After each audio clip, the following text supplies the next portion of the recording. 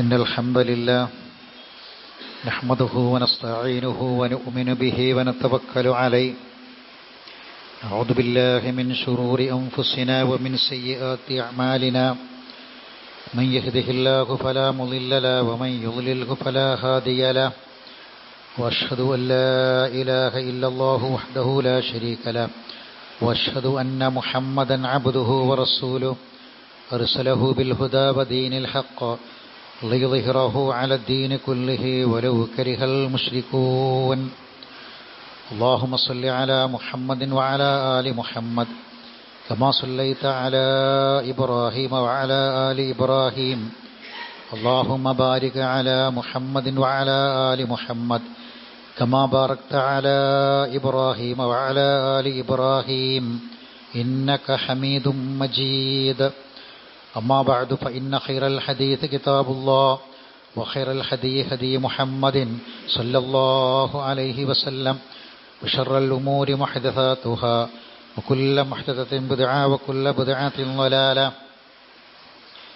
يا أيها الذين آمنوا اتقوا الله وقولوا قولا سديدا يصلح لكم أعمالكم ويغفر لكم ذنوبكم ومن يطع الله ورسوله فقد فاز فوزا عظيما يا أيها الذين آمنوا اتقوا الله حق تقاته فلا تموتن إلا وأنتم مسلمون أعوذ بالله من الشيطان الرجيم لتستووا على ظهوره ثم تذكروا نعمة ربكم إذا استويتم عليه وتقولوا سبحان الذي سخر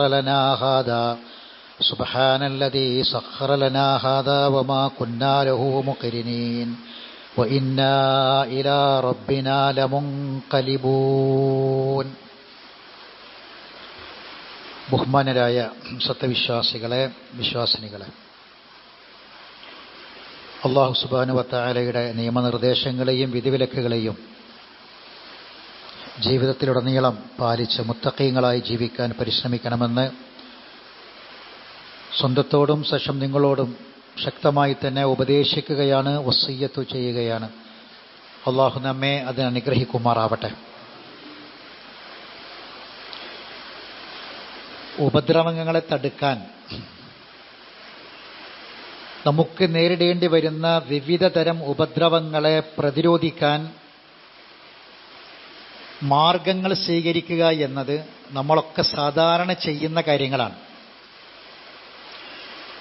ഇപ്പോൾ നമ്മുടെ വീടിന് ഉറപ്പുള്ള വാതിലുകൾ ഉണ്ടാക്കും, വാതിലുകളിന് പൂട്ടുകൾ ഉണ്ടാക്കും, വീട് ഗേറ്റും മതിലൊക്കെ വെച്ച് ഭദ്രമാക്കും.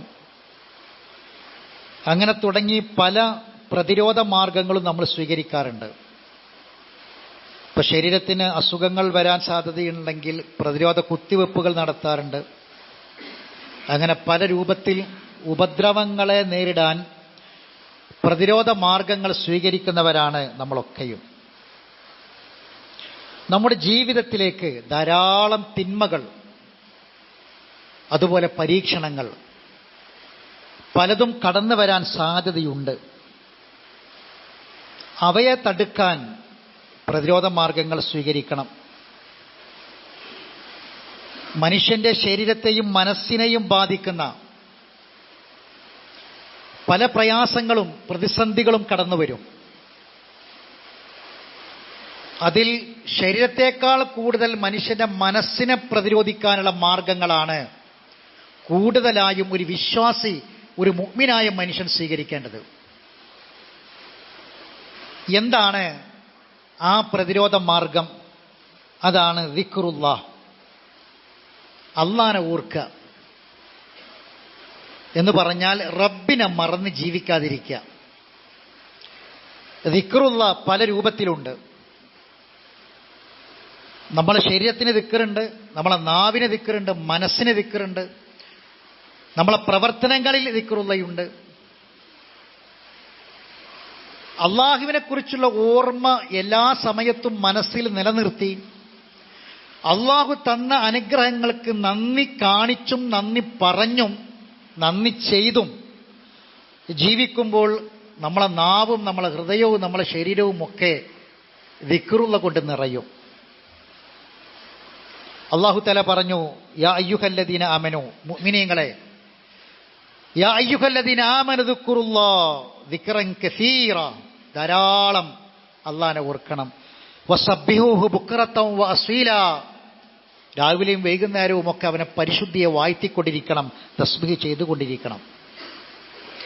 നബി സല്ലല്ലാഹു അലൈഹി വസല്ലമയുടെ അടുക്കൽ വന്നിട്ട് ഒരു സഹാബി ചോദിച്ചു, അല്ലാഹുവിന്റെ റസൂലേ, ഞാൻ ഒരുപാട് ദുർബലതയുള്ളൊരു മനുഷ്യനാണ്, ഒരുപാട് കുറവുകളും ന്യൂനതകളൊക്കെ എനിക്കുണ്ട്. എനിക്ക് ചിലപ്പോൾ ഈ മതത്തിൻ്റെ നിയമങ്ങളൊക്കെ കുറച്ച് പൂർണ്ണമായും പാലിക്കാൻ കഴിയാത്ത അവസ്ഥ വരും. പൂർണ്ണമായും ഒരു മതം പറഞ്ഞനുസരിച്ചൊന്നും ജീവിക്കാൻ പറ്റാതെ അങ്ങനെയൊന്നൊരു സൂക്ഷ്മത കിട്ടാത്തൊരവസ്ഥ വരും. ഞാനൊരു ദുർബലനാണ്. അതുകൊണ്ട് എനിക്ക് എന്തെങ്കിലും ഒന്ന് പഠിപ്പിച്ചു തരണം, ആ ദുർബലതയെ മറികടക്കാനുള്ള എന്തെങ്കിലും ഒന്ന് പറഞ്ഞു തരണം.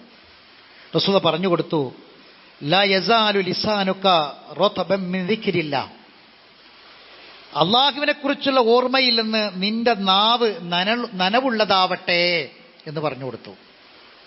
എന്ന് പറഞ്ഞാൽ ഏത് സമയത്തും അള്ളാഹനെ ഓർക്കുക, എന്നിട്ട് പറയേണ്ട ദിക്റുകളൊക്കെ പറയുക.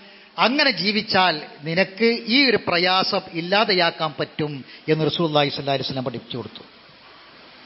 ജീവിതത്തിന്റെ എല്ലാ മേഖലകളിലും 5 നേരം നിസ്കരിക്കണം. എന്തിനാ? അഖിമിസ് സ്വലാത്ത ലിദിക്രി, നിസ്കാരം നിലനിർത്തണം. എന്തിന്? എന്നെ ഓർക്കാൻ വേണ്ടി. നിസ്കാരം കഴിഞ്ഞാൽ സുബ്ഹാനല്ലാഹ് അൽഹംദുലില്ലാഹ് അല്ലാഹു അക്ബർ 33 തവണ പറഞ്ഞ് 99 ആക്കി. ലാ ഇലാഹ ഇല്ലല്ലാഹു വഹ്ദഹു ലാ ശരീക ലഹ്, ആ പ്രാർത്ഥന പറഞ്ഞ് 100 ആക്കണമെന്ന് പറഞ്ഞു. അല്ലെങ്കിൽ സുബ്ഹാനല്ലാഹി വൽഹംദുലില്ലാഹി വലാ ഇലാഹ ഇല്ലല്ലാഹു അല്ലാഹു അക്ബർ എന്ന് 10 തവണയെങ്കിലും നിങ്ങൾ നിസ്കാരം കഴിഞ്ഞാൽ പറയണം എന്ന് പഠിപ്പിച്ചു. എന്തിനാണ്? ജുമുഅ, യാ അയ്യുഹല്ലദീന ആമനൂ ഇദാ നൂദിയ ലിസ്സലാത്തി മിൻ യൗമിൽ ജുമുഅത്തി ഫസ്ഔ ഇലാ ദിക്രില്ലാഹ്, വെള്ളിയാഴ്ച ദിവസം നിങ്ങൾ ഓടി വരുന്ന ദിക്റുള്ളയിലേക്കാണ്. ഇനി നിസ്കാരം കഴിഞ്ഞ് പുറത്തിറങ്ങിയാലോ, ഇദാ ഖുദിയത്തി സ്വലാത്തു ഫന്തശിറു ഫിൽ അർളി വബ്തഗു മിൻ ഫദ്ലില്ലാഹി വദ്കുറുല്ലാഹ കസീറൻ ലഅല്ലക്കും തുഫ്ലിഹൂൻ. നിസ്കാരം കഴിഞ്ഞ് പുറത്തിറങ്ങി പോയാലും ജുമുഅ കഴിഞ്ഞാലും നിങ്ങൾ അല്ലാഹനെ ധാരാളമായി ഓർത്തുകൊണ്ടിരിക്കണം. എല്ലാ ആരാധനാകർമ്മങ്ങളും ഹജ്ജും അറഫയും എന്തിനായിരുന്നു? ഫൈദാ അഫ്ളതും മിൻ അറഫാത്തിൻ ഫദ്കുറുല്ലാഹ്, അല്ലാഹനെ ഓർക്കാൻ. ഇൻദൽ മശ്അരിൽ ഹറാം വദ്കുറു, എന്തിനാണ് മുസ്ദലിഫ? ദിക്റുല്ലാഹ്. എന്തിനാണ് അറഫ? അല്ലാഹനെ ഓർക്കാൻ. ദുൽഹജ്ജ് 10 പെരുന്നാൾ, ഫസല്ലി ലിറബ്ബിക വൻഹർ, എന്തിനാണ് നിസ്കരിച്ചത്? എന്തിനാണ് ബലികർമ്മം നിർവഹിച്ചത്? അല്ലാഹനെ ഓർക്കാൻ വേണ്ടിയാണ്. അയ്യാമു തശ്രീഖ് 3 ദിവസം എന്തിനായിരുന്നു? അയ്യാമു തശ്രീഖ് അയ്യാമു അക്ലിൻ വശുർബിൻ വദിക്രില്ലാ. അയ്യാമു തശ്രീഖ് എന്ന് പറഞ്ഞാൽ അയ്യാമു അക്ലിൻ വശുർബിൻ, നല്ലോണം തിന്നേണ്ട ദിവസമാണ്, കുടിക്കേണ്ട ദിവസമാണ്, അത് ഓക്കെയാണ്. പക്ഷെ 3-മതൊരു കാര്യം കൂടി പറഞ്ഞു. എന്താണത്? വദിക്രില്ലാ, ദിക്റുള്ളയുടെ ദിവസങ്ങളാണത് അയ്യാമു തശ്രീഖ്. അപ്പൊ അറഫയും മുസ്ദലിഫയും പെരുന്നാളും അയ്യാമു തശ്രീഖ് എല്ലാം അങ്ങനെ തന്നെ.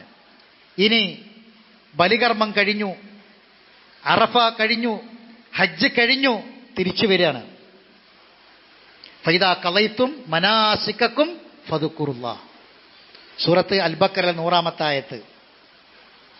അല്ലാഹുവിനെ ഓർക്കണം. ഫദ്കുറുല്ലാഹ് കദിക്രിക്കും ആബാഅക്കും ഔ അശദ്ദ ദിക്റാ. ഇത് 2 ടൈപ്പ് മനുഷ്യന്മാരെ പറ്റി അല്ലാഹ് പറഞ്ഞു. വെറും ദുനിയാവ് മാത്രം ഓർക്കുന്ന ആൾക്കാരെ പറ്റിയും എന്നാൽ ആഖിറത്തിനെ കുറിച്ച് കൂടി ഓർക്കുന്ന ആൾക്കാരെ പറ്റിയും അല്ലാഹ് പറഞ്ഞു. ദുനിയാവിനെ പറ്റി മാത്രം ഓർക്കണവർക്ക് ദുനിയാവേ ഉണ്ടാകുള്ളൂ, എന്നാൽ പരലോകത്തെക്കുറിച്ച് കൂടി ഓർക്കുകയാണെങ്കിൽ അവർക്ക് പരലോകത്ത് നല്ല ഓഹരി ഉണ്ടാകുമെന്ന് പറഞ്ഞിട്ടാണ് അല്ലാഹു തആല ആയത്ത് അവസാനിപ്പിക്കുന്നത്. സഹോദരങ്ങളെ, ജീവിതത്തിൻ്റെ എല്ലാ മേഖലകളിലും അള്ളാഹുവിനെ ഓർത്തുകൊണ്ട് ജീവിക്കാൻ നമുക്ക് സാധിക്കണം. ഇനി നമ്മളോട് ചോദിക്കേണ്ട ഒരു കാര്യം എന്താണെന്നറിയോ? ഹയ്യായിട്ട് ജീവിക്കണോ മയ്യത്തായി ജീവിക്കണോന്നാ സ്വന്തം ചോദിക്കേണ്ട ഒരു ചോദ്യം. ഹയ്യായി ജീവിക്കണോ മയ്യത്തായി ജീവിക്കണോ? ഒരു ജീവിതം ഒരു ജീവിക്കുന്നവനെ പോലെ ജീവിക്കണോ, അതല്ല ജീവനില്ലാത്തവനെ പോലെ ഒരു മയ്യത്തിനെ പോലെ ജീവിക്കണോ ദുനിയാവിൽ? അതെങ്ങനെ നമ്മൾ തീരുമാനിക്കുക? അത് നമുക്ക് ജീവൻ എന്ന പടച്ചോനെ തീരുമാനിക്കുക. റസൂൽ പറയാണ്, ചില ആൾക്കാരെ മതലുൽ ഹയ്യി വൽ മയ്യിത്തി, ജീവനുള്ളവന്റെയും ജീവനില്ലാത്തവന്റെയും ഉദാഹരണം അല്ല പറയാ. മസലുല്ലദി യദ്കുറു റബ്ബഹു വല്ലദി ലാ യദ്കുറു റബ്ബഹു, റബ്ബിനെ ഓർക്കണവന്റെ ഉദാഹരണം അവനൊരു ജീവനുള്ളവനാ, മറ്റോനോ പടച്ചോനെ മറന്ന് റബ്ബിനെ മറന്ന് ജീവിക്കണവനെ ശവതുല്യമാണ് ജീവിതം. ജീവിതം ഉണ്ടെന്ന് പറയണ്ട, ഒരു മയ്യത്ത് പോലെയാണ്. നമ്മൾ ഏതായിരിക്കണമെന്ന് നമ്മൾ തീരുമാനിക്കണം സഹോദരങ്ങളെ. അള്ളാഹുവിനെ കുറിച്ചുള്ള ഓർമ്മ എപ്പോഴും നിലനിർത്താൻ എന്താ വേണ്ടത്? എന്താണ് അള്ളാഹിനെ കുറിച്ച്? ദിക്റുല്ലാഹ്. അഫ്ളൽ ദിക്ർ ഏതാ? അഫ്ളലു ദിക്ർ ലാ ഇലാഹ ഇല്ലല്ലാഹ്. അത് ചൊല്ലി മരിക്കണ്ടേ? അവസാനത്തെ ശ്വാസം ലാ ഇലാഹ ഇല്ലല്ലാഹ് കൊണ്ടാകണം. അത് ആഗ്രഹിക്കാത്തവർ ആരാ ഉള്ളത്? അത് ദിക്ർ, അഫ്ളലു ദിക്ർ കൊണ്ടാകണം. ദിക്ർ കുറേ ഉണ്ട്, പഠിപ്പിച്ചിട്ടുണ്ട്. അഫ്ളലു ദിക്ർ കൊണ്ട് അവസാന ശ്വാസം ഈ ലോകത്ത് വിട്ട് മരിച്ചു പോകണം എന്ന് ആഗ്രഹിക്കാത്തവർ ആരാ ഉള്ളത്? അവസാനത്തെ ശ്വാസം ലാ ഇലാഹ ഇല്ലല്ലാഹ് എന്ന അഫ്ളലു ദിക്ർ കൊണ്ടാകണമെങ്കിൽ ജീവിതത്തിന് അവസാന നിമിഷം വരെ അള്ളാഹിനെ ഓർത്ത് ജീവിക്കണം, അല്ലാത്തവന് പറ്റൂല. അപ്പൊ എന്താ പ്രശ്നം? നമ്മളെ മുന്നിലുള്ള വലിയൊരു പ്രതിസന്ധി എന്താണെന്നറിയോ? നിലനിർത്താൻ സാധിക്കണില്ല. പലപ്പോഴും മറന്നു പോവുകയാണ് പടച്ചോനെ. മറക്കുന്ന സന്ദർഭങ്ങൾ ഉണ്ട് ജീവിതത്തിൽ. അപ്പൊ എന്താ പരിഹാരം? പരിഹാരം ഒന്നു മാത്ര, അള്ളാഹ് പറഞ്ഞ പരിഹാരം. നബി സല്ലല്ലാഹു അലൈഹി വസല്ലമയുടെ ശത്രുക്കൾ ചോദിച്ചൊരു ചോദ്യമുണ്ട്. വഖാലല്ലദീന കഫറു ലൗലാ നുസ്സില അലൈഹിൽ ഖുർആന ജുംലത്തൻ വാഹിദ. ഈ ഖുർആന് അതൊരു കിതാബായിട്ട് തൗറാത്ത് ഇഞ്ചീൽ പോലെ കൊടുത്താൽ പോരെ? 23 കൊല്ലം കൊണ്ട് കുറേശ്ശെ ഖുർആൻ ഇറങ്ങണത് എന്തിനാ? അള്ളാഹ് കൊടുത്ത മറുപടി ഞാൻ ഈ പറഞ്ഞ ചോദ്യത്തിന്റെ മറുപടിയാ. എന്താണ്? സബാത്ത് കിട്ടണം. മനസ്സിനൊരു സ്ഥിരത കിട്ടുന്നില്ല. പലപ്പോഴും റബ്ബിനെ മറന്നു പോണ അവസ്ഥ ഉണ്ട്. മരിക്കുമ്പം ആ ഒരു അവസ്ഥയിലാണ് ഞാൻ മരിക്കണതെങ്കിൽ അറിയില്ലല്ലോ ബി അയ്യ അർലിൻ തമൂത്ത്, ഏത് നാട്ടിൽ, ഏത് മണ്ണിൽ, എവിടെ വെച്ച്, എങ്ങനെ, ആകാശത്ത് വെച്ചാണോ, ഭൂമിയിൽ വെച്ചാണോ, കടലിൽ വെച്ചാണോ, കരയിൽ വെച്ചാണോ, എവിടെ വെച്ചാണ് മരണം എന്ന് അറിയില്ലല്ലോ. അവസാനത്തെ ശ്വാസം എവിടുന്ന് എടുക്കാന്ന് അറിയില്ലല്ലോ. അത് ഒരാൾക്കും അറിയില്ല. ആ സമയത്ത് ഓർമ്മല്ല, റബ്ബിനെ മറന്നുള്ള ജീവിതത്തിനിടക്കാണ് മരിച്ചതെങ്കിലോ അത് വലിയ പ്രശ്നം തന്നെയല്ലേ? അപ്പൊ സ്ഥിരത കിട്ടണം. ആ സ്ഥിരത കിട്ടാൻ എന്താ മാർഗം? ആ മാർഗമാണ് അള്ളാഹ് ഈ പറഞ്ഞ മറുപടി. എന്താണെന്നറിയോ? കദാലിക, ഈ ഖുർആൻ 23 കൊല്ലം കൊണ്ട് കുറേശ്ശെ തന്നത് എന്തിനാണെന്നറിയോ? ലിനുസബ്ബിത ബിഹി ഫുആദക്, നിന്റെ മനസ്സിന് സ്ഥിരത കിട്ടാനാണ്, സ്ഥൈര്യം കിട്ടാനാണ്, ദിക്ർ സ്ഥിരമായി നിലനിന്ന് കിട്ടാൻ വേണ്ടിയാണ് ഖുർആൻ അങ്ങനെ തന്നത്. എന്താ പറഞ്ഞെന്നറിയോ? ഏറ്റവും വലിയ ദിക്ർ ഏതാ? സ്വാദ് വൽ ഖുർആനി ദിക്ർ. ഖുർആനാണ് ദിക്ർ. ഇന്നാ നഹ്നു നസ്സൽന ദിക്റ ഇന്നാ നഹ്നു നസ്സൽന ദിക്റ വ ഇന്നാ ലഹു ലഹാഫിദൂൻ. ഇന്നാ നഹ്നു നസ്സൽനൽ ഖുർആന എന്ന് പറയേണ്ടതിന് പകരം ഇന്നാ നഹ്നു നസ്സൽന ദിക്റ, ഈ ദിക്ർ ഇറക്കി എന്നാ പറഞ്ഞത്. നാം ആണ് അതിനെ കാക്കുക. തീർച്ചയായും നിന്നിലേക്ക് ഈ ഖുർആൻ ഇറക്കി. എന്തിന്? ഈ ദിക്ർ ഇറക്കി തുബയ്യിന ലിന്നാസ്, ജനങ്ങൾക്ക് വിശദീകരിച്ചു കൊടുക്കാൻ വേണ്ടി. സഹോദരങ്ങളെ, നമ്മളോട് സ്വന്തമായിട്ടൊന്ന് ചോദിക്കുക, ഇതിലുണ്ടോ നമ്മൾ? അള്ളാനെ മറക്കണോൻ ആരാന്നറിയോ? അള്ളാന്റെ കലാമിനെ മറക്കണോനാ. ഏതാ ഏറ്റവും വലിയ ദിക്ർ? ഖുർആൻ. ഈ ഖുർആൻ നമ്മളെ മുന്നിൽ ഉണ്ടായിട്ട്, അത് പഠിക്കാൻ സന്ദർഭങ്ങളും അവസരങ്ങളും ഉണ്ടായിട്ടും നമുക്കവിടേക്ക് വരാനും ഒരു കേൾവിക്കാരനായിട്ടെങ്കിലും അവിടെ ഇരിക്കാനും നമുക്ക് പറ്റുന്നില്ലെങ്കിൽ സഹോദരങ്ങളെ, നമ്മൾ റസൂൽ നേരത്തെ പറഞ്ഞ മയ്യത്തിന് തുല്യ. മയ്യത്താണ്. ഹയ്യാകണോ? പരിശുദ്ധ ഖുർആൻ പഠിക്കുന്ന ആളാവണം. സബാത്ത് വേണം. അള്ളാഹ് പറഞ്ഞ മറുപടി എന്താണ്? ഖുർആനാണ് അതിന് മറുപടി. ജീവിതത്തിൽ ഖുർആൻ പഠിക്കുന്ന ഒരാളായി ഒരു അല്പസമയെങ്കിലും, ആഴ്ചയിൽ ഒരു ദിവസമെങ്കിലും പഠിക്കാൻ നമുക്ക് അവസരങ്ങൾ എമ്പാടുണ്ട്. റമദാനിന് മുമ്പേ നിന്നുപോയ നമ്മുടെ ക്ലാസ്സുകൾ ഇൻഷാ അല്ലാഹ് നാളെ മുതൽ പുനരാരംഭിക്കുകയാണ് 3 സ്ഥലത്തും. അവിടെ ഒന്ന് വരാനുള്ളൊരു മനസ്സ് നമുക്കുണ്ടാകണം സഹോദരങ്ങളെ. ഏത് സമയത്ത് എപ്പോഴാണ് ഈ ലോകത്ത് യാത്ര പറയാൻ നമ്മൾ അറിയില്ല. 3 കാര്യങ്ങൾ നമ്മളെ മനസ്സിലുണ്ടാവട്ടെ. ഈ 3 കാര്യങ്ങൾ ഞാൻ നിങ്ങളോട് ചോദിക്കും, നമുക്ക് വേണോ വേണ്ടേ? 3 കാര്യങ്ങൾ ചോദിക്കാം, നമുക്ക് വേണോ വേണ്ടേ? ഒന്നാമത്തെ ചോദ്യം, മഗ്ഫിറത്ത് വേണോ? പാപങ്ങൾ പൊറുക്കപ്പെടണോ? നമ്മൾ മരിച്ചാൽ കുറെ ആൾക്കാർ മയ്യത്ത് നിസ്കരിക്കണം എന്ന് ആഗ്രഹിക്കണം. എന്തുകൊണ്ടാ? അതിൽ അല്ലാഹു മഗ്ഫിറുൽ ലഹു എന്ന് ആദ്യം പറഞ്ഞത്. പടച്ചോനെ മഗ്ഫിറത്ത് കൊടുക്ക് പടച്ചോനെന്നാ. മഗ്ഫിറത്ത് വേണ്ടേ? മഗ്ഫിറത്ത് ആഗ്രഹമല്ലേ? പടച്ചോന്റെ പൊറുക്കൽ വേണ്ടേ? ആർക്കാണ് പൊറുക്കല്? കേട്ടോളൂ. വദ്ദാകിരീന അല്ലാഹ കസീറൻ വദ്ദാകിറാത്ത്, അള്ളാഹനെ ധാരാളമായി ഓർക്കുന്ന ആണിനും പെണ്ണിനും അഅദ്ദല്ലാഹു ലഹും മഗ്ഫിറ, അള്ളാഹ് മഗ്ഫിറത്ത് തയ്യാറാക്കി വെച്ചിട്ടുണ്ട്, ഒരുക്കി വെച്ചിട്ടുണ്ട്. ധാരാളമായി ഓർക്കുക എന്ന് പറഞ്ഞാൽ ആ ദിക്ർ ഖുർആൻ തന്നെയാണ്. ധാരാളമായി ഖുർആൻ പഠിക്കുക, ഖുർആൻ ആയത്തുകൾ ഓതുക. ഖുർആന്റെ ആയത്തുകളോളം വലിയ ദിക്റൊന്നും വേറല്ല. എല്ലാം ഈ ലാ ഇലാഹ ഇല്ലല്ലയും സുബ്ഹാനല്ലയും അൽഹംദുലില്ലയും ഒക്കെ എവിടുന്ന ഖുർആൻ എന്നാണ്. എല്ലാം ഖുർആനിലാണ് ഉള്ളത്. അതാണ് ഖുർആൻ ഏറ്റവും വലിയ ഖുർആനി ദിക്ർ എന്ന് പറഞ്ഞത് കൊണ്ടാണ് എല്ലാം ഈ ഖുർആനിലാണ്. രണ്ടാമത്തെ കാര്യം, അള്ളാഹുവിന്റെ ശിക്ഷയിൽ നിന്ന് രക്ഷ വേണ്ടേ? ഒന്ന് മഗ്ഫിറത്ത് വേണോ? ആലോചിക്കുക. രണ്ടാമത്തെ ശിക്ഷയിൽ നിന്ന് രക്ഷ വേണോ?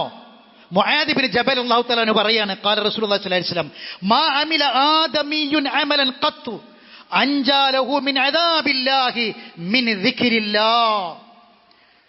നരകശിക്ഷയിൽ നിന്ന്, അള്ളാഹുവിന്റെ ശിക്ഷയിൽ നിന്ന് ദിക്റിനോളം മനുഷ്യൻ രക്ഷപ്പെടുത്തുന്ന വേറൊരു കാര്യമില്ല. മൂന്നാമത്തെ കാര്യം, ഈ മൂന്ന് കാര്യം നമുക്ക് വേണോന്ന് ആലോചിക്കുക. മൂന്നാമത്തെ കാര്യം, നമ്മളെ പ്രാർത്ഥനയ്ക്ക് ഉത്തരം കിട്ടണോ? ഒരുപാട് കാര്യങ്ങൾക്ക് വേണ്ടി പ്രാർത്ഥിക്കുന്നവരാ നമ്മൾ. ദുനിയാവിന്റെ കാര്യവും ആഖിറത്തിന്റെ കാര്യവും നമ്മൾ പ്രാർത്ഥിക്കുന്നു. പ്രാർത്ഥിക്കാൻ വേണ്ടി മറ്റുള്ളവരോട് വസിയത്ത് പറയുന്നു, അല്ലേ? നമ്മളെ ജീവിതം അങ്ങനെയാണ്. ഒരു ദിവസത്തിൽ ഒരു നേരെങ്കിലും ഒരു നല്ല മനുഷ്യനെ കണ്ടാല് ദ്വാരക്കലിട്ടോന്ന് പറയാത്തവരാണോ നമ്മൾ? പറയാൻ മറക്കാറില്ല. എങ്കിൽ നമ്മളെ ദുആ അല്ലാഹ് സ്വീകരിക്കണമെങ്കിൽ മൂന്നാമത്തെ കാര്യം, അൻ അബീ ഹുറൈറത റളിയല്ലാഹു അൻഹു അനി നബി സല്ലല്ലാഹു അലൈഹി വസല്ലം സലാസത്തുൻ ലാ യുറദ്ദുല്ലാഹു ദുആഹും. മൂന്ന് പ്രാർത്ഥന അല്ലാഹ് തട്ടിമാറ്റൂല, ഉത്തരം കൊടുക്കും. ഒന്നാമത്തേത് ആരതാണെന്നറിയോ? അദ്ദാകിരീനല്ലാഹ കസീറ. അദ്ദാകിരീനല്ലാഹ കസീറ. അള്ളാഹുവിനെ ധാരാളമായി ഓർക്കുന്നവരുടെ പ്രാർത്ഥന അള്ളാഹു തട്ടിമാറ്റുകയില്ല. സഹോദരങ്ങളെ, ഈ മൂന്ന് കാര്യങ്ങൾ നമുക്ക് വേണോ? അത് വേണമെന്ന് ആഗ്രഹമുള്ളവരാണോ? അത് വേണമെന്ന് ആഗ്രഹം ഉണ്ടാകണമെങ്കിൽ നമുക്ക് ഈമാൻ വേണം. ആ ഈമാൻ ആഗ്രഹിക്കുന്നവരും ഈമാൻ ഉള്ളവരും ഈമാൻ മുഅ്മിനീങ്ങളായി ജീവിക്കണമെന്ന് ആഗ്രഹിക്കുന്നവരുമാണോ? എങ്കിൽ ഒരേ ഒരു മാർഗ്ഗമേ ഉള്ളൂ, അള്ളാഹിനെ മറക്കാതിരിക്കാൻ, അള്ളാഹിന്റെ ദിക്റാകുന്ന ദിക്റുള്ളയാകുന്ന ഖുർആനിലേക്ക് മടങ്ങാൻ സാധിക്കണം. എങ്കിൽ ഏതൊരു സന്ദർഭത്തിലും നമ്മളെ മനസ്സ് പതറൂല. അറഫയിൽ കരഞ്ഞവർ, അറഫയിൽ പൊട്ടിക്കരഞ്ഞവർ, ളുഹർ മുതൽ മഗ്രിബ് വരെ അറഫയിലെ ടെന്റുകളിൽ ഇരുന്ന് കരഞ്ഞ് കരഞ്ഞ് കരഞ്ഞ് റബ്ബിനോട് പ്രാർത്ഥിച്ചവർ, മുസ്ദലിഫയിലും മിനയിലും പ്രാർത്ഥിച്ചവർ, കഅബാലയത്തെ തവാഫ് ചെയ്ത് പൊട്ടിക്കരഞ്ഞവർ, സഫാ മർവക്കടയിൽ ഓടിയപ്പോൾ കരഞ്ഞവർ, സഹോദരങ്ങളെ, കണ്ണുനീര് മുഴുവനും ഈ ഏതാനും ദിവസങ്ങളിൽ അവിടെ ചിലവഴിച്ച് കരഞ്ഞുകൊണ്ട് കഅബയോട് വദാഇന്റെ തവാഫും ചെയ്ത്, വിടവാങ്ങൽ തവാഫ് ചെയ്ത് ആ പരിശുദ്ധ മക്കയിൽ നിന്ന് ഖുർആൻ ഇറങ്ങിയ മണ്ണിൽ നിന്ന് യാത്ര പറഞ്ഞു പോന്ന ഒരു ഹാജിയുടെ മനസ്സാലോചിക്കണം നിങ്ങൾ. എന്നിട്ടെന്തേ ഈ ഹാജിക്ക് മരണം വരെ അത് നിലനിർത്താൻ സാധിക്കാതെ പോയത്? ഒരു കുഴൽപ്പണ കേസ് വന്നപ്പോ, ഒരു തട്ടിപ്പും വെട്ടിപ്പും കേസ് വന്നപ്പോ, ഒരു പീഡന കേസ് വന്നപ്പോ, നാട്ടിലെ പ്രശ്നങ്ങളിൽ കോടതികളിൽ കേസുകൾ വന്നപ്പോ എന്തുകൊണ്ട് ഹാജിയുടെ പേര് വന്നു, ഹാജിയമാര് വന്നു? നമ്മൾ ആലോചിക്കണം. ഇവരൊക്കെയും അവിടെ പൊട്ടിക്കരഞ്ഞവരാണ്. നമ്മൾ ചിന്തിക്കണം സഹോദരങ്ങളെ. അതുകൊണ്ട് നിലനിൽക്കണമോ ഈ ലോകത്ത് യാത്ര പറഞ്ഞു പോകുമ്പോൾ നമ്മളൊക്കെ ആഗ്രഹിക്കുന്നത് പോലെ ഉമ്മ പ്രസവിച്ച കുഞ്ഞിനെ പോലെ അന്ന് നമ്മൾ മരിച്ചിരുന്നെങ്കിൽ, നമ്മളെ ഉമ്മ പ്രസവിച്ച ദിവസം നമ്മൾ മരിച്ചിരുന്നെങ്കിൽ നമുക്ക് സ്വർഗ്ഗം ഉറപ്പാ, അള്ളാഹിന്റെ അദാബ് നമുക്കില്ല. എങ്കിൽ സഹോദരങ്ങളെ, നമ്മളെ മുന്നിലുള്ള സ്വർഗത്തിന് മുന്നിലുള്ള പ്രതിസന്ധിയും ഇത്രയും കാലം നമ്മൾ ജീവിച്ചു എന്നതാണെങ്കിൽ റബ്ബിന്റെ അടുക്കലേക്ക് മടങ്ങുമ്പോൾ പാപങ്ങളൊന്നുമില്ലാതെ മടങ്ങാൻ കഴിയണമെങ്കിൽ അള്ളാഹിന്റെ കലാമിലേക്ക് തിരിച്ചു വരണം. റബ്ബിന്റെ കലാം പഠിക്കാൻ സമയം കണ്ടെത്തണം. ഇല്ല എങ്കിൽ വെറും ഒരു ശവത്തെ പോലെയായിരിക്കും നമ്മളെ ജീവിതവും മരണമെന്നും നമ്മൾ മനസ്സിലാക്കുക. അള്ളാഹു സുബ്ഹാനഹു വ തആല പരിശുദ്ധ ഖുർആനിന്റെ തണലിലേക്ക് ചേർന്ന് നിൽക്കാൻ മഹാഭാഗ്യം നൽകി അനുഗ്രഹിക്കുന്നവരുടെ കൂട്ടത്തിൽ നമ്മളെയും നമ്മളെ കുടുംബത്തെയും നമ്മളെ മക്കളെയും ഉൾപ്പെടുത്തി അള്ളാഹു അനുഗ്രഹിക്കുമാറാവട്ടെ. അഖൂലു ഖൗലി ഹാദാ അസ്തഗ്ഫിറുല്ലാഹൽ അലീമ ലീ വലക്കും ഇന്നഹു ഹുവൽ ഗഫൂറുർ റഹീം.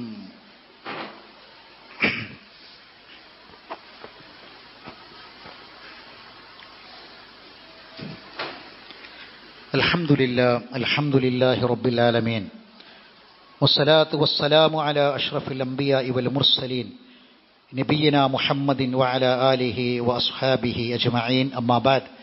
അയ്യുഹന്നാസ് ഇത്തഖുല്ലാഹ ഇബാദല്ലാഹ്. അള്ളാഹുവിൻ്റെ വിധിവിലക്കുകളെ സൂക്ഷിക്കണമെന്ന് ഒരിക്കൽ കൂടി ഓർമ്മപ്പെടുത്തുകയാണ്. ദിക്റുള്ള കൊണ്ട് കിട്ടുന്ന ഏറ്റവും വലിയ ഗുണം, അള്ളാഹ് പറയാണ്, ഫദ്കുറൂനി അദ്കുറുക്കും. നിങ്ങൾ എന്നെ ഓർത്താൽ ഞാൻ നിങ്ങളെയും ഓർക്കും. ഫഷ്കുറൂലി, നിങ്ങൾ എനിക്ക് ഞാൻ തന്ന നിഅമത്തിന് നന്ദി കാണിക്കണം. വലാ തക്ഫുറൂൻ, നന്ദികേട് കാണിക്കരുത്, നന്ദികേട് കാണിക്കരുത്. അള്ള പറയാണ് നമ്മളെ അള്ള ഓർക്കും. നമ്മൾ ഖുർആൻ പഠിക്കുന്ന ആളുകളാണെങ്കിൽ, അള്ളാഹുവിനെ ദിക്ർ ചെല്ലുന്ന ആളുകളാണെങ്കിൽ, സഹോദരങ്ങളെ, അള്ള നമ്മളെ ഓർക്കുമെന്നാ പറയണത്. അതിലും വലിയ ഒരു സന്തോഷ വാർത്ത ഒരു മുഅ്മിനായ മനുഷ്യന് വേറെ എന്താ കിട്ടാനുള്ളത്? നമ്മളിങ്ങനെ പറയാണ്, പടച്ചോനെ എന്തൊരു കാലാണ്, കടലിലും കരയിലും ആകാശത്തുമൊക്കെ അപകടങ്ങൾ കാണാണ്, അപകട മരണങ്ങൾ കാണാണ്. എത്രയോ ആഗ്രഹങ്ങൾ വെച്ച് പുലർന്ന് എത്രയോ ആഗ്രഹങ്ങൾ മനസ്സിൽ വെച്ച് യാത്ര തിരിച്ചവരൊക്കെയും ഒന്നും എത്തുന്നില്ല അവിടേക്ക്. എല്ലാം വഴിയിൽ അവസാനിക്കുകയാണ്. എത്രയാണ് റോഡ് അപകടങ്ങൾ കേട്ടത് നമ്മൾ, എത്രയാണ് കടലിലെ അപകടങ്ങൾ നമ്മൾ കേട്ടുകൊണ്ടിരിക്കുന്നത്. ആകാശത്തെ വലിയൊരു അപകടത്തെക്കുറിച്ച് കേട്ട ഞെട്ടലോടുകൂടിയാണ് ഇപ്പോൾ നമ്മൾ ഇരിക്കുന്നത്. എന്തെല്ലാം സ്വപ്നങ്ങളും ആഗ്രഹങ്ങളുമായി യാത്ര തിരിച്ചവരാണ്. സഹോദരങ്ങളെ, നമ്മൾ ഓർക്കേണ്ടതുണ്ട്, റബ്ബ് അല്ലാഹുവിനെ നമ്മൾ ഓർക്കണം. അങ്ങനെ ഓർക്കുന്നുവെങ്കിൽ റബ്ബ് ഒരു നല്ല ജീവിതം നമുക്ക് നൽകും.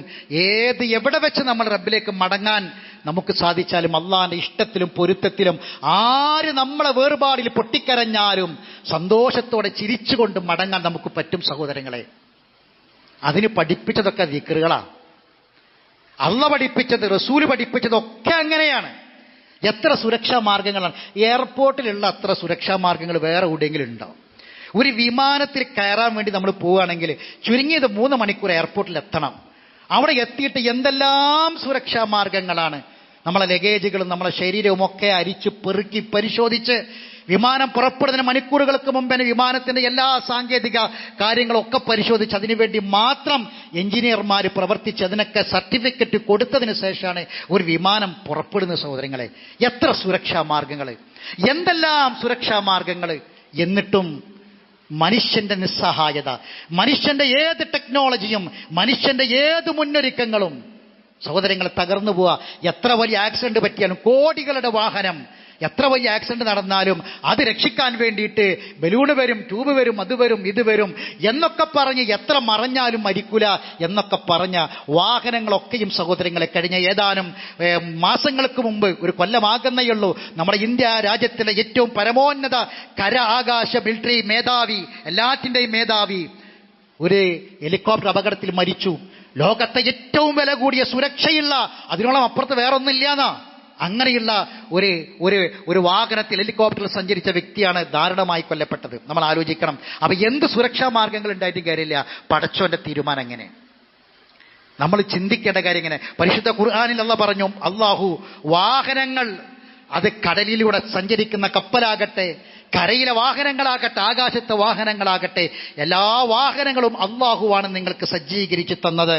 അതുകൊണ്ട് തസ്തവു അലാ ദുഹൂരിഹി, നിങ്ങൾ അതിൽ യാത്ര ചെയ്യാൻ നിങ്ങൾ ഇരിപ്പുറപ്പിച്ചാൽ, തുമ്മ തദ്കുറൂ നിഅമത റബ്ബിക്കും, റബ്ബിനെ ഓർക്കണം, റബ്ബിനെ ദിക്ർ ചെയ്യണം, റബ്ബിനെ മറക്കരുത്. വദ്കുറൂ നിഅമത റബ്ബിക്കും, ഓർത്തിട്ട് ഇദസ്തവൈത്തും അലൈഹി, അതിൽ നിങ്ങളൊക്കെ ശരിയായി ബെൽറ്റൊക്കെ ഇട്ട് റെഡിയായിട്ടതാണ് ഇസ്തവ എന്ന് പറഞ്ഞാൽ. യാത്രയ്ക്ക് കയറി ഇരുന്ന് എല്ലാം റെഡിയായിരുന്നു കഴിഞ്ഞാൽ വതഖൂലു, പറയണം, സുബ്ഹാനല്ലദീ സഖറ ലനാ ഹദാ. ഖുർആനാണ് സഹോദരങ്ങളെ. സൂറത്ത് സുഖ്റുഫിലെ 13 മുതൽ 14 വരെയുള്ള ആയത്തുകളാണ് ഞാൻ ഒതുക്കേൽപ്പിച്ചത്. ആലോചിക്കണം നിങ്ങളെ. പറയണം, എന്താ പറയണം? സുബ്ഹാനല്ലദീ സഖറ ലനാ ഹദാ, പടച്ചോനെ നീ എത്ര പരിശുദ്ധനാണ്, നീയാണ് ഞങ്ങൾക്കിത് കീഴ്പ്പെടുത്തി തന്നത്. ആകാശത്തിലൂടെ പറക്കാൻ അറിയാത്ത കാലുണ്ടായിരുന്നു, വിമാനം കണ്ടുപിടിക്കാത്ത കാലഘട്ടം മനുഷ്യന്റെ മുന്നിൽ കടന്നുപോയിട്ടുണ്ട്. എന്നാൽ അതൊക്കെ കണ്ടുപിടിച്ച് മനുഷ്യൻ ആകാശത്തുകൂടെ പറക്കാൻ തുടങ്ങി, ലോകമടുക്കാൻ തുടങ്ങി, യാത്രകൾ വളരെ സമയദൈർഘ്യം കുറഞ്ഞു വന്നു. അങ്ങനെ അള്ളാഹ് പറയാണ്, അള്ളാഹനെ മറക്കണ്ട, ഓർക്കണം, അതിൽ തയ്യാറായിട്ടിരുന്നാൽ പറയണം, നീ എത്ര പരിശുദ്ധനാണ്. സുബ്ഹാനല്ലദീ എന്ന് പറഞ്ഞാൽ സുബ്ഹാനല്ലാഹ് എന്നാണ് പറഞ്ഞത്. സഖറ ലനാ ഹദാ, ഞങ്ങൾക്കിത് കീഴ്പ്പെടുത്തി തന്ന പടച്ചോനെ നീ എത്ര പരിശുദ്ധനാണ്. വമാ കുന്നാ ലഹു മുഖരിനീൻ, ഞങ്ങൾക്കത് സാധിക്കുമായിരുന്നില്ല, ഞങ്ങൾ കഴിയാത്തവരായിരുന്നു, ഞങ്ങൾക്കതിന് പറ്റുമായിരുന്നില്ല. വ ഇന്ന വമാ കുന്നാ ലഹു മുഖരിനീൻ വ ഇന്ന ഇലാ റബ്ബിനാ ലമുൻഖലിബൂൻ.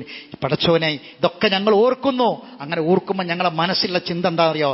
ഞങ്ങളെ മടക്കം പടച്ചോനെ ഞങ്ങളെ രക്ഷിതാവെങ്കിലേക്ക് ഞങ്ങൾ തിരിച്ചെത്തുന്നവർ തന്നെയാണ്.